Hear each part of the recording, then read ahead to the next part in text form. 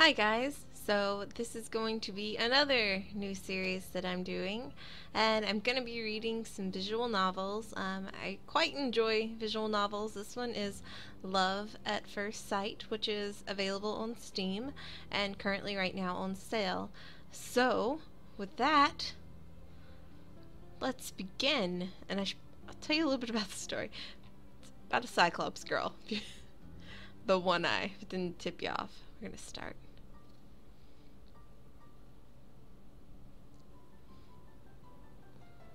Act 1, Catch My Eyes. Oh, so cute. Okay.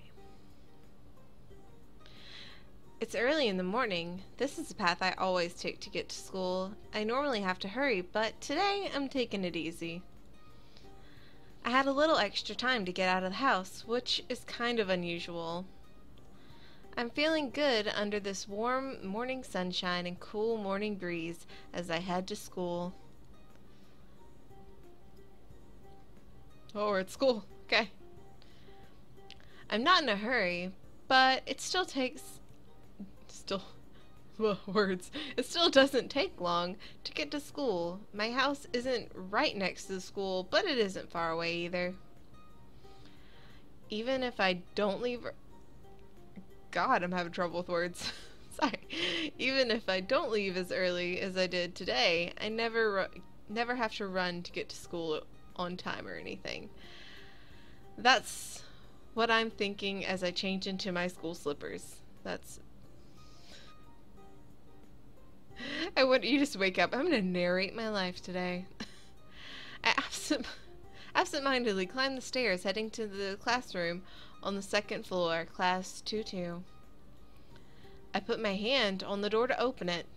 Then, oh, sound effects. Oh, she's so cute. Okay. Okay, she's gonna be loud. She's gonna be southern. Oh, Ma-chan, good morning. That's not southern at all. It's like, I always give everyone Valley Girl voices. Crap. You're here unusually early. How unlike you. That wasn't southern at all. I have one more chance. I have one more chance. I'll make her southern. Her loud, ear-splitting voice shakes me out of my morning daze. Oh, this is him. Voice. Oh, good morning, Kimmy. I see you're getting a head start on being loud and obnoxious this morning. What a terrible friend. There's nothing wrong with being energetic. That was better. Much better. This overly spirited person is Tusumi Akimni? I think that's her name. I hope I didn't butcher it. She's always like this. The kind of person who always gets full throttle from the moment she wakes up to the moment she falls asleep. You're not energetic. You're out of control. Why would you say this to your friend? But I guess that's what I should be expecting by now. Morning, Tomo. You know her better than I do, right? Does she have a volume knob? Just say this right in front of her. That's fine. Dude, like, morning. I've known Kimnia for a long time, and I can say for sure that no, she doesn't. We're giving him a bro voice. This is Akchini Tomoyori. I think that's his name. He is a zombie in contrast to Akimni's liveliness. Well, that just makes them perfect for each other, doesn't it? But Akimni, his energy level is constant. He's lifeless all day, every day. Okay. Yeah, I've known her for a little while, but I'm starting to realize that. Bro. You'll get used to it, it's fine. Oh yeah, southern. Ma-chan. Lately, you've started treating me as bad as Tomo-chan. Kun. Why did I say Chan in the first time? Whoops. This is really how you should be treating someone you've only known for 2 months. She is angry.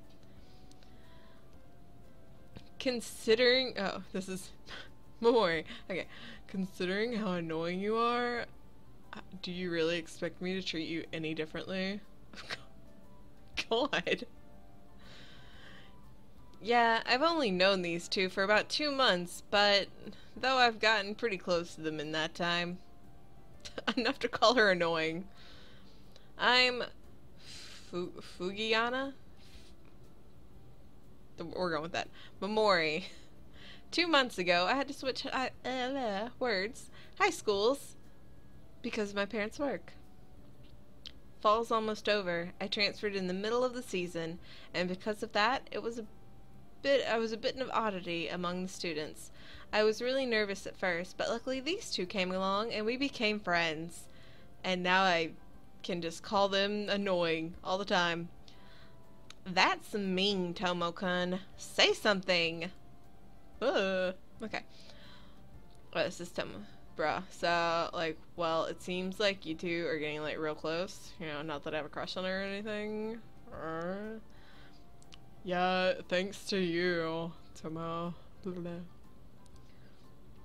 Hey! Don't ignore me. I can say for sure that Tomo is the real reason I'm comfortable here now. He doesn't care for his appearance. And he's not the warmest person you'll ever meet, people. But he's pretty smart and ultimately a good guy. I've learned how dependable he is pretty quickly. Okay, ignoring me is forbidden. You hear me? We might be ignoring her, but I guess I owe Kimni as well. The fact that she's so annoyingly loud is her only real flaw. That's horrible. I don't know anyone who's more inspiring than her. You're annoying, but you're so inspiring. I love you. Lately, Kimni has been trying to get me to hang out with her and Tomo all the time. I know why. I know why. Yeah? Yeah. These two seem to really balance each other out, though it's not a perfect balance by any means. From what I hear, these two have been friends since they were kids, though Tomo once told me she's basically just following me around this whole time. Wonderful. Love it. The bell rings. It's already time for homeroom.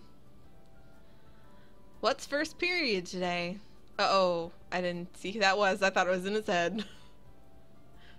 Bro, it's math. It's like our homework's due today. You do it. You did it right, right? Oh, yeah. Yeah, I finished it with time to spare for a change. I actually was able to go to bed early because of that. I said ignore... Oh, crap. Ugh. I said ignore me was forbidden. Hey! I should have not went with country voice for her. Homeroom. The morning lesson ends and lunchtime begins. Oh, I keep messing up her voice. Lunchtime. Time to eat. We move from our classroom to one further down the hall. We're only ones in the class here. We're the only ones here. I don't know why I added class. And Akimia's voice's thundering voice echoes through the empty hallways. Our classrooms. Derp derp derp. The three of us have been coming to this empty classroom for lunch since I transferred to the school. Well, that's pretty cool. Oh, on the menu today is Salisbury steak. Awesome. Oh. Are you a kid? Come on. You can at least lower your volume during lunch. Tomo, help me out here. After a moment, Tomo replies, Bro, like, what do you want me to do? Then he sighs and snatches Akimnia's chopsticks from her. Hey! Then, as Akimnia opens her mouth to protest, Tomo stuffs a piece of Salisbury steak in her mouth. That's how you sound for eating, I guess. She seems to have forgotten anything she wanted to say when the food has entered her mouth and she quietly chews it. Her mood improves a moment later, but her expression dissolves into bliss as she chews. She's really an airhead, but she inspires me. Oh, Tomo. Bruh, I'm not her keeper, you know? So, stop depending me on for this crap. You could have fooled me. Who else could hold back the freight train of a girl? I love how they act like she's not even there. Bro, you think I could hold the freight train? Okay, maybe not. Exactly. Kimnia cries, spewing food everywhere. Oh god, she was still chewing. And then realizes what she just did and hastily closes her mouth and swallows. I'm number one most cheerfulest girl in town. Chosumi Akemnia-chan. And with that, she goes back to eating her lunch. I guess she can't stay quiet for long, no matter what she's doing. The most cheerfulest girl in town? I don't think you have any competition for that title. Bruh. I'm just gonna add bruh to every sentence from him. No kidding. She's like one of our school celebrities. Tomo-chan starts on his own lunch. Seriously? One of? You mean there's more? Bruh. Yeah, our school has like lots of unusual students. There's a lot of rumors floating around concerning our school, it seems. Whoa! I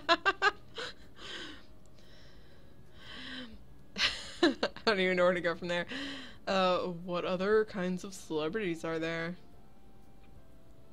Bruh, you know, you don't know about any of them? Well, first there's...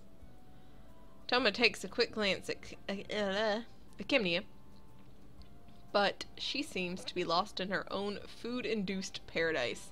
She's not even listening anymore. She's just like, food. Well, bro, there's a lot of them. If you want to know, I'll tell you later. He doesn't want to talk to me about this in front of Kimnia? I guess it's quite a touchy subject, and I'll make it a point to ask about it later. All done. You eat way too fast. Crap, I barely touched any of my own food while we were chatting. I guess I should have started my own lunch while she had her mouth closed. I'm not going to get another chance now. Nope. Hey, crap. I just want to make you a valley girl so bad. What are you two talking about? Bruh. I was recounting the epic saga of how you won your fame. We seem to be really interested in it. So I wanted him to hear it from the source. What a jerk. Wait, what? Well, really? Sure thing, Ma-chan. I'm just gonna keep calling him Chan instead of Kun. Whoops. Do you really want to hear about how I saved the town from the first time with my fantastic powers? I hadn't met Tomo-kun then yet, and no, I really don't want to hear about that. Come on, Tomo. Bruh, wait a minute. A minute ago, you told me to take care of her, and now you're telling me to do it? And now I'm telling you to do it. God, I can't read. I haven't even touched my food yet, so be your friend for a bit. They're just like passing her off, like, please, you deal with her. And without a second glance, he starts eating his lunch in silence while I hear her story. Ma-chan, are you listening? So anyways, my mom had gone out shopping and derp, derp, derp, derp, derp. No, no, you are the one who needs to listen, man. How did I get roped into this? And so for the rest of lunchtime, I got stuck listening to her story while I finished my lunch and gave her the occasional nod. The I'm not really listening nod, if you will. School ends. Huh? Ma-chan? Where's Tomo-kun? Keep calling him Chan. I'll never get it right. Okay. Kimnia calls out to me as I am packing my stuff. She rushed out of the classroom right when it ended, and it seems she came back just as quickly. He said he had some things to take care of back at his place and left early. What's up? Oh, really? Well, can you take this to the third year's classroom for me? I promised to return this before the end of the day, and I kinda got a club meeting to go to, so... She hands me a small paper bag. It feels like it's got a book or something inside of it. I sigh. Fine, I'll do it. Thanks a bunch. Give it to the student in class 3-2 named Yi Kazuki. I'm counting on you. Bye. No sooner. Good, the quick bye was perfect. No sooner does she say that than she disappears once again. She can't sit still, can she? I suppose I better get going, too. No telling how long this Yi person is going to be there for. I finish packing, and I head up to the classrooms on the 3rd floor.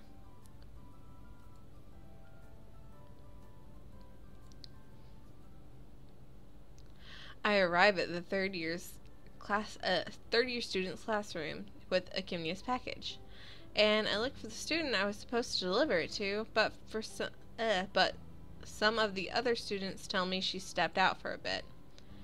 They say she'll be back soon, and I can wait for her.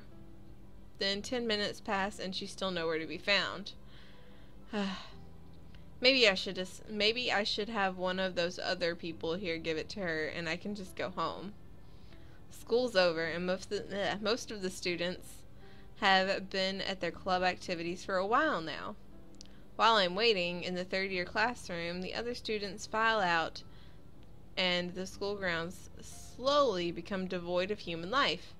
The noise of daytime activity has all but disappeared. I feel like I'm in detention. I want to go home already. Giving up, I leave the classroom and turn towards the stairwell. My classroom is on the 2nd floor, so I usually don't spend any time up here. The layouts of the 2 floors are pretty much identical, but somehow I feel as if I'm in an alternate dimension. Well, the 3rd floor is an alternate dimension. Plot twist. And just as I am about to descend the stairwell, I start to hear what I think are sobs coming from nearby. Question mark. I figured I was alone and I had relaxed because of that, but the sudden sobbing catches me off guard and I freeze. I hold my breath and strain my ears. I'm not imagining it. Someone is nearby, softly crying. Hearing someone crying in an empty school building sounds like the beginning of a horror story. I hope there's no death in this.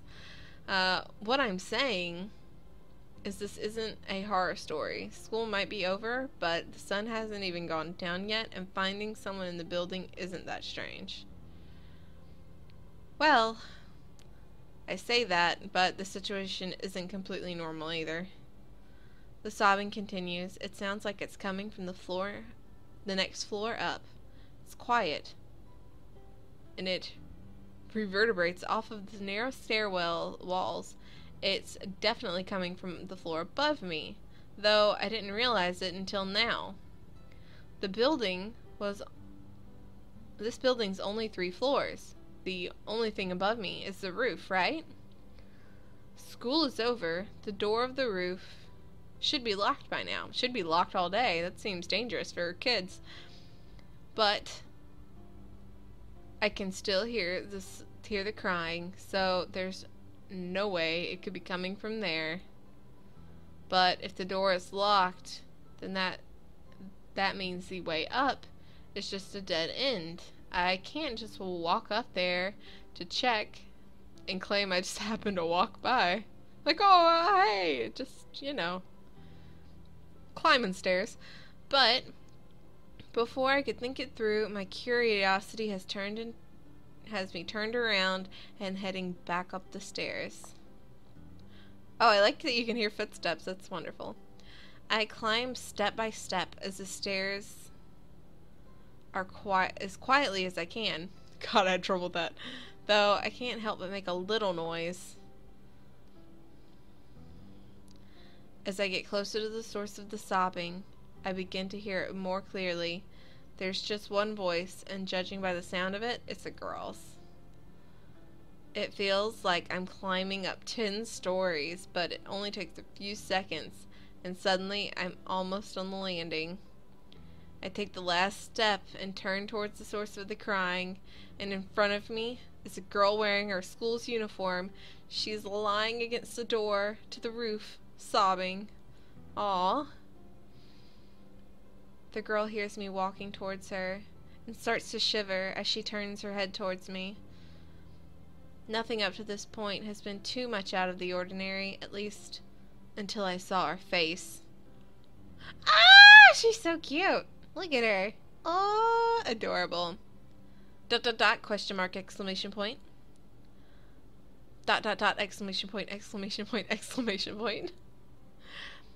The girl stares at me with her single eye, her face sopping wet from her crying.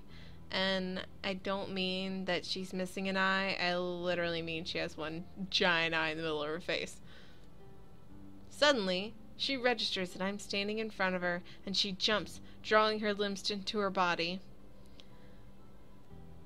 A bit of light reflects off her unwiped tear near her wide-open eye.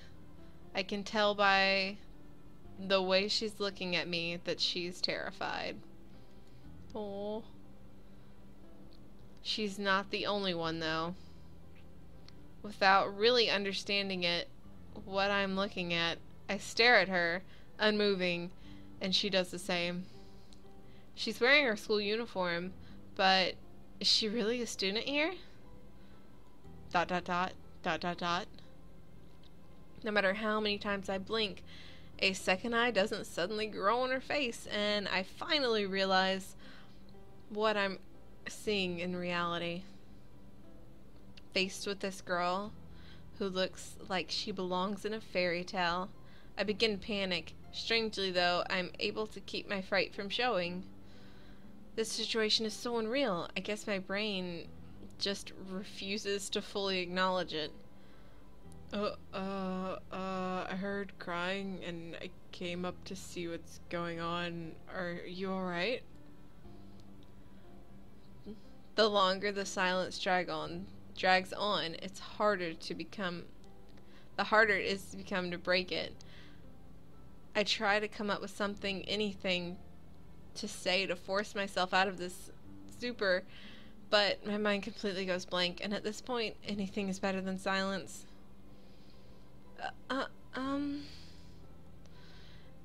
It seems her mind is just as blank as mine. I work my mouth soundlessly a few times before finally spewing out the first thing that comes to mind. Do you need something to wipe your face? Her uniform is black. I can't tell if it's wet from her crying into it, so she doesn't have a handkerchief or anything. I produced my own handkerchief from my pocket and move it to offer it to her. I approach the girl sitting at the top of the stairs to give her the handkerchief, and once again she starts shivering in fear. She's looking at me like I'm some kind of monster. Am I really that scary? Isn't she the monster here? ...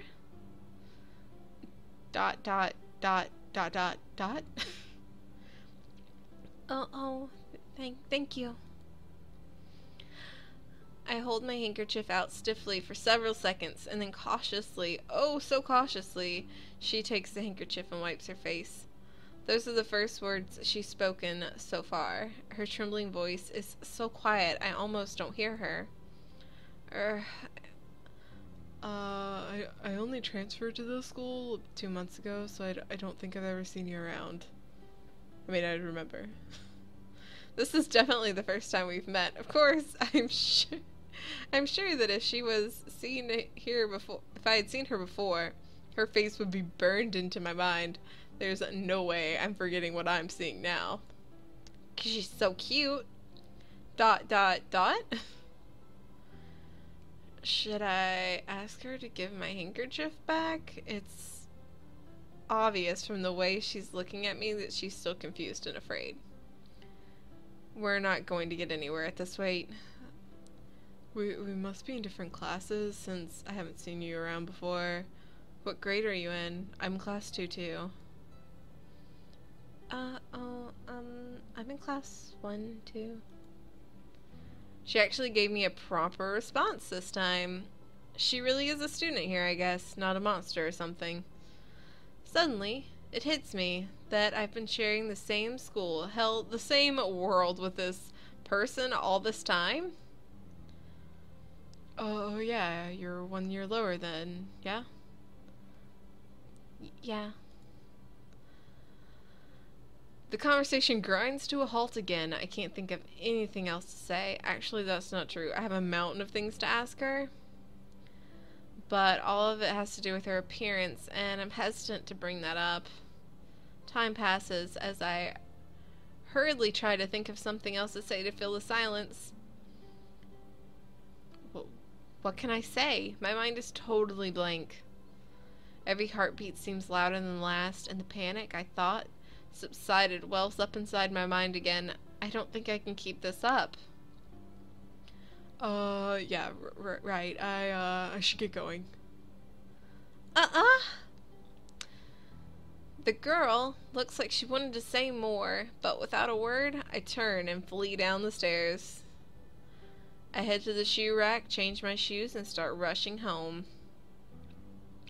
I walk for a few more seconds after clearing the campus gates, and then I pause for a moment and take a deep breath. Jeez. It seems that girl didn't follow me or anything. Sure, didn't even call after me. She's probably still sitting at the top of the stairs in that desolate stairway. A cool wind is blowing as I walk home. I gradually regain my composure. My heart is still racing, though. I think I'm going to feel uneasy about what just happened for a long time. I was really surprised. Maybe I don't fully understand what I saw. Maybe I have to think about it some more. What is it? Fear? Am I afraid of her? No, there's nothing scary about some girl. Even if she is, honestly. I can't seem to shake the thought that she might be some kind of monster. But she must be a human high school student, right? I was definitely scared out of my wits at first, but I think if she wanted to hurt me, that sentence, she would have done it. In fact, she's beyond harmless. She was like a timid little mouse. But if that's the case, why do I feel uneasy? Is it my mind just unable to accept that she only has one eye? No, that's not it. It's not like I was avoiding her staring at me or anything. Actually, I don't think I could have looked away, even if I wanted to. Whatever, it's not worth dwelling on. The fact that I'm not disgusted by her after this means it was just pure surprise, right? Yeah, I think that's a reasonable conclusion. At any rate, I think it's safe to say anyone who saw her face wouldn't forget it any time soon. As I was thinking this over, I finally arrive at the familiar entryway of my house. I was so absorbed in my thoughts, I guess I was just on autopilot all the way home. Home. Oh, mom's voice. La, la, la. Oh, well, welcome home. You're a little late, aren't you? What are you doing? Kimnia roped me into being her errand boy. She wanted me to deliver something for her. Dot, dot, dot, dot, dot, dot, dot, dot, dot. What was that? What was that? Later that night, I let out a deep sigh. That was a sigh? That did not sound like a sigh. I'm laying in my futon, unable to sleep. For some reason, I couldn't tell my mom about the one-eyed girl. It wasn't like it was a traumatic event or anything. I almost feel guilty. At any rate, I can't stop thinking about her face. I know that if I don't fall asleep soon, I'm going to have to rush to school tomorrow. I can try to forget about everything that happened today, but I just can't keep my eyes closed. Jeez. She looked like she wanted to say something back, but I panicked and I ran away. I kind of regret not staying now. I roll over in my futon several times, but eventually I come to a decision. I'm going to try to find that one-eyed girl again, and I'm going to learn her name. What? Huh? Oh, she's so cute. Adorable. Aww. So cute. Act 2. I have an eye for.